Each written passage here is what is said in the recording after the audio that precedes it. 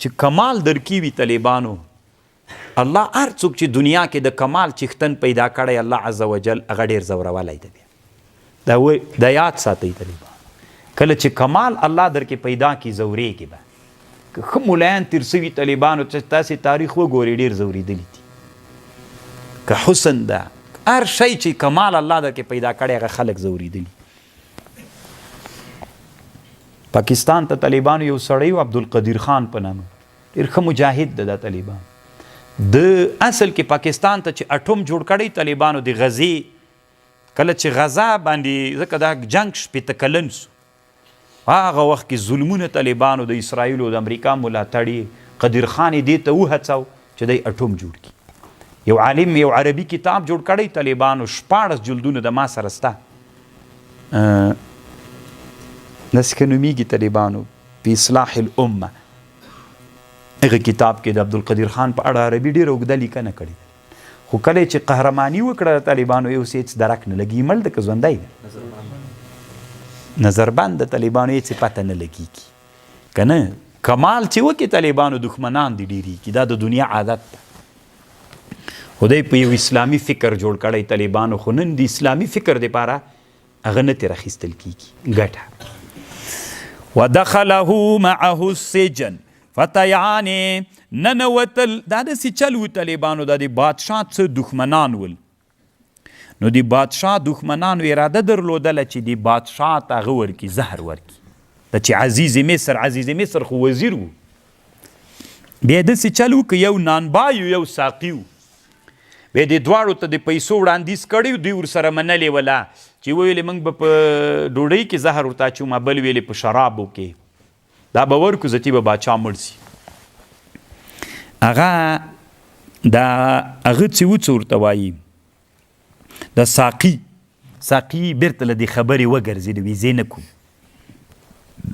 او دا بل طعام هغه وله دا طعام وله د زهر پکې واچول، چې کله یې باچا ته راوړل نو هغه ورته ویلې، خباز ورته ویلې باچا شراب مچ که زهر دی پکې. ساقي ورته ویلې باچا ډوډۍ مه خوره زهر دی پکې. ډوډۍ راواخیستله، یو بل هغه ته یې ویلې وخوره ډوډۍ. هغه ورته ویلې خباز ورته ویلې نه، خو خباز ورته ویلې وی دا نانبای چې ساقي ورته ویلې، اول ساقي ورته ویلې چې د هغه مچ که دا شراب، دا ډوډۍ مه خوره زهر دی پکې. هغه ورته ویلې دروغ وایي، په هغه کې زهر دی، په شرابو کې زهر دی، شراب مچ که. بادشاه هغه ته وویلې هغه ته دا څه ورته وایي، شراب وله ته وي، شراب دی وچکه. چې ویې چکل هېڅ تاثیر یې پې ونه کړ، پوه سو چې شراب هغه نسته کې زهر. هغه ته یې ویلې خباز ته یې ویلې وي ته ډوډۍ وخوره، وایي نه یې خوره. چې ونه خوړل طالبانو، بلې دابې ته یې ورکړل، هغه دابه یې مړه کړله. بس طالبانو دواړې زندان ته راولېږل، زندان ته یې راولېږل. دلته یوسف علیه السلام هم زندان کې پروت دی. ودخل معه السجن فتیان، دو ځوانان هلکان، قال احدهما انی ارانی، دوی دواړه خوب لیدلی، انی ارانی زه چې یم خیزم شراب، بل شراب خیزم یعنی انګور خیزم، شراب تر جوړوم.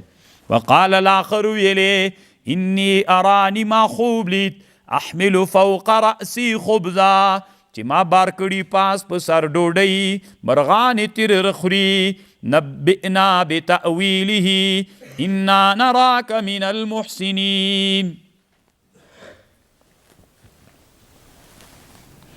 او کله چې یوسف علیه السلام طالبانو دغه هلکان دواړه راغلل طالبانو، هغه ته یې ویلې یوسف علیه السلام ته یې ویل هلکه سخته مینه مو د سره پیدا سوله. ده ورته ویلې دا دواړه چې نوي زندان ته راغلل د یوسف علیه السلام سره مینه پیدا سوله. یوسف علیه السلام ورته ویلې قسم در کوم ما سره مینه مه کوئ، هر وخت چې زه په مینه کې ما سره خلکو مینه کړې زه ځورېدلی یم ورباندې.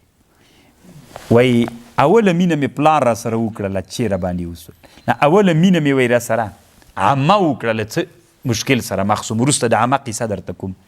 بیا طالبانو پلار بیا څه مشکل را سره، بیا ښځې د عزیز مصر بل مصیبت کې اخته کړم. اوس تاسې راغلی وي محبت کوي، ما دا په ژوند کې تجربه کړې چې ما سره څوک محبت و مینه وکړي هغه ماته بلا او امتحان ګرځېږي، ما سره محبت مه کوئ. دی ورته ویلې. اوس طالبانو د خوب تعبیر ورته وکړه.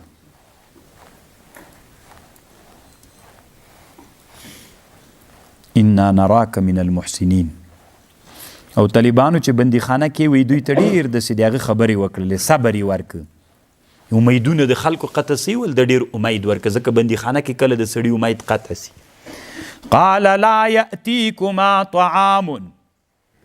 لومبی طالبان یوه خبره وکړه، ګوره چې یعقوب علیه السلام ولې د مظلوم نه، مظلوم ته به صبر نه کوي، دا صبر مضموم د څوک به کوي؟ ازاله د ظلم به کوي. نن طالبانو د غزې په مسلمانانو ظلم د اسلامي امت ظلم لري کولی شي؟ اسلامي امت چپ پاتې ده، اسلامي امت ویده سوی ده. قال لا یأتیکما طعام، نرازی تاسې ته طعام ترزقانه، داسې ورته ویلې وي تاسې ته د بندیخانې کې چې د ډوډۍ نوبت درته راځي لا به هغه وخت نه را رسېدلی، مخکې له هغه نه زه تاسې ته تعبیر د خوب کومه.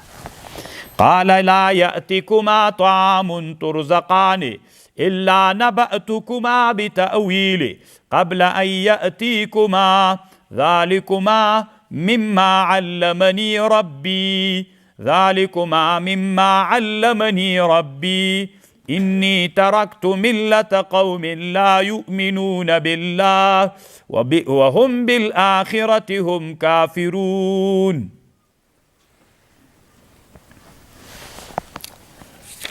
طالبانو علم سړی له زندان نه باسي کنه. یوسف علیه السلام ته لږ مخکې آیات کې تیر سو چې الله وی ما علم ورک، تعبیر د رویاو. اوس طالبانو بازار زتی په بندیخانه کې ګرم سو د علم چې ولري بندیخانه کې بم بادشاه کنه. اوس خلک ټول د ده احترام کوي، محبتونه ورسره کوي، بادشاهي برابر اسوه. او طالبانو د علم ډېره ښه بادشاهي ده، وزیر یې که نه بله ورځ چې لرې کې چی بیزه هېڅ هم نه یې. مولا چې علم چې ولرې طالبانو هر چېرته چې بس ته به هر چیرې چې بس یې به لکه هغه جوهر تا سره موجود ده، هر چېرته چې لاړ شي خلک به در باندې راټولي، هر چېرته چې لاړ شي احترام به دي وي. واتبعت ملت آبائی ابراهیم، ما تابیداری کړې ده د ملت د پلرونو می ابراهیم و اسحاق و یعقوب. ما کان لنا ان نشرک بالله من شیء ذلك من فضل الله علینا وعلى الناس ولكن اکثر الناس لا یشکرون. یا صاحبی السجن، اے دی ما د بندی خانه ملګرو، ارباب متفرقون خیر ام الله الواحد القهار.